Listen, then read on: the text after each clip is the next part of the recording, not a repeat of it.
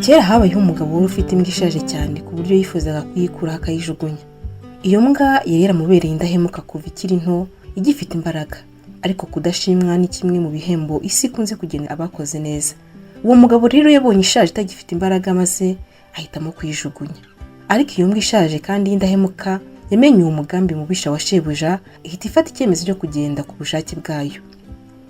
Imaze kugenda urugendo rurerure, yahuye n'ikimasa gishaje kiri ku gasozi, maze irakibaza kiti, ese ntiwajyana nanjye? Ikimasa kirayisubiza kiti, tujya he? Imbwa nayo iti, tujyane mu gihugu cy'abasaza, aho ibibazo bitababuza amahoro kandi aho kudashimwa bitangiza ibikorwa byiza by'abantu. Ikimasa kiravuga kiti, ni byiza, ndajyana nawe. Byombi bikomezanya urugendo, maze biza guhura n'intama. Imbwa iyisobanurira umugambi wayo, maze nayo irabyemera, bafatanya urugendo. Byakomeje urugendo, biragenda, biza guhura n'indogobe, injangwe, isake ndetse n'imbata. Imbwa ibisobanura gahunda yayo, nuko byose bifatanya na ya mbwa. Inyamaswa zose zari zimaze kuba 7, maze izo nyamaswa uko ari 7 zitangira urugendo rwazo. Ijoro rimwe zageze ku nzu, zisanga umuryango ukinguye. Mu nzu imbere hari ameza yuzuye ibiryo byiza cyane, kandi hari amabandi yarimo kurya yishimye. Izo nyamaswa zari zishonje cyane ku buryo zatekereje gusaba ibyo bisambo, ariko zasanze ibyo ntacyo zabigezaho, bityo zitekereza ikindi zakora. Niko kwigira inama y'uburyo zakanga ibyo bisambo, maze bikirukanka, maze zikabona kwinjira zikarya bya biryo. Nuko indogobe ihagarara hejuru y'ikimasa, intama ijya hejuru y'indogobe, imbwa ijya hejuru y'intama, injangwe ijya ku mbwa, imbata ijya hejuru y'injangwe, naho isake ijya hejuru y'imbata. Byahise byose icyarimwe bitangira gusakuza mu buryo buteye ubwoba. Ikimasa kirabira cyane, indogobe irivuga, imbwa iramoka, intama irahebeba, injangwe iramyayuza, imbata irateteza, naho isake irabika cyane. Byavuze mu majwi yabyo byose, ntibyarekeraho, bikomeza ubudahagarara. Abantu bari muri iyo nzu bagize ubwoba bwinshi. Barebye ku muryango basanga hari ikintu kidasanzwe, ikintu batigeze babona mu buzima bwabo. Bamwe basohoka biruka banyuze mu muryango w'inyuma, abandi banyura mu madirishya. Mu kanya gato inzu iba isigaye mu busa. Izo nyamaswa 7 zahise zimanuka, imwe igenda imanuka uko zari ziherekeranye, maze zinjira muri ya nzu zirarya zirahaga. Ariko zimaze kurya hari hasigaye ibiryo byinshi cyane ku buryo zitashoboraga kubona uko zibitwara mu rugendo rwazo. Bityo zicara hamwe zifata umwanzuro wo kugumaho kugeza bukeye.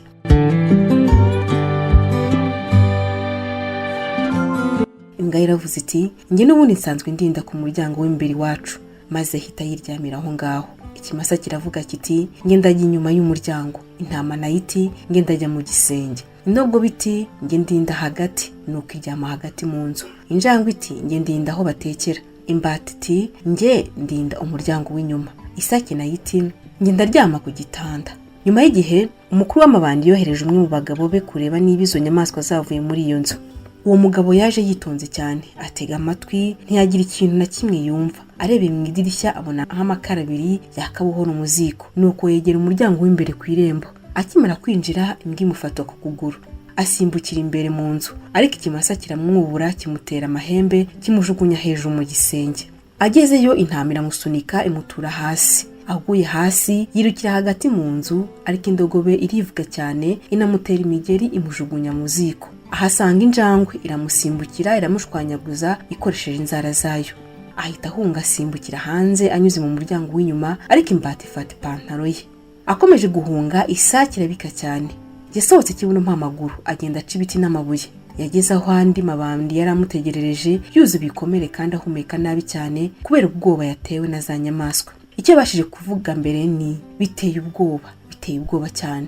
Amaze gushira impumu yaricaye, maze ababwira ibyamubayeho byose agira ati, narebye mu idirishya mbona amakara 2 yaka mu ziko. Ninjiriye imbere numva ikintu kimfashe ukuguru nk'umutego w'icyuma. Nyinjira mu nzu hari uwamfashe nk'umugozi, maze ndaguruka njya hejuru mu gisenge. Nagezeyo undi aransunika, nashaka gusohokera hagati, undi avuga nk'impanda y'intambara, anankubita ikintu kimeze nk'inyundo. Mba nisanze mu ziko, maze haza ikindi gikoko gishaka kuntobora amaso.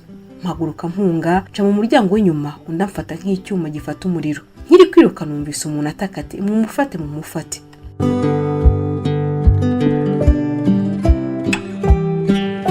Ayo mabandi amaze kumva iyo nkuru ya mugenzi wayo yagize ubwoba bwinshi cyane ku buryo atigeze agaruka muri iyo nzu. Yatekerezaga ko irimo imyuka mibi n'ibisimba biteye ubwoba.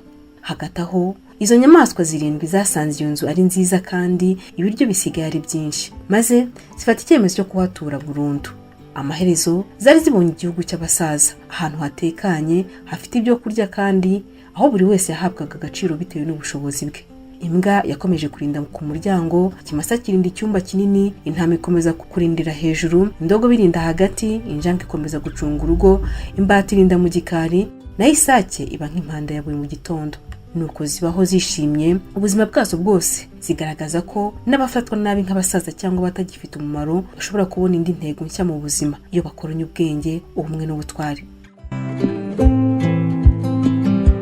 Tugeze ku musozo w'inkuru yacu rero y'uyu munsi, ariko mbere y'uko dusoza reka turebere hamwe amwe mu masomo iyi nkuru dusigira. Iyi somo rya mbere inkuru dusigira iratubwira iti ntukagaye umuntu cyangwa ikintu kubera ko gishaje cyangwa se cyacitse intege. Imbwa, ikimasa, intama n'izindi nyamaswa zari zafashije ba shebuja igihe kirekire, ariko byamaze gusaza bitangira kubonwa nk'abatagifite umumaro. Inkuru itwigisha ko imyaka cyangwa intege nke bidakuraho agaciro k'umuntu. Ikindi cyigisho cya kabiri dukura muri iyi nkuru ni uko ubumwe butuma ibidashoboka bishoboka. Iyi nyamaswa mwiza kuba yonyine ntiyari gutsinda amabandi, ariko zishyize hamwe zashoboye kubatera ubwoba no kubona aho kuba. Ubutumwa ni uko gukorera hamwe bitanga imbaraga.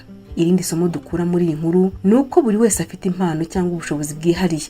Buri nyamaswa yagize uruhare rwayo. Imbwa irinda urugo, ikimasa gifite imbaraga, isake ikaburira abandi. Ibi byose bitwigisha ko umuntu wese afite icyo ashobora gutanga muri ino si dutuye.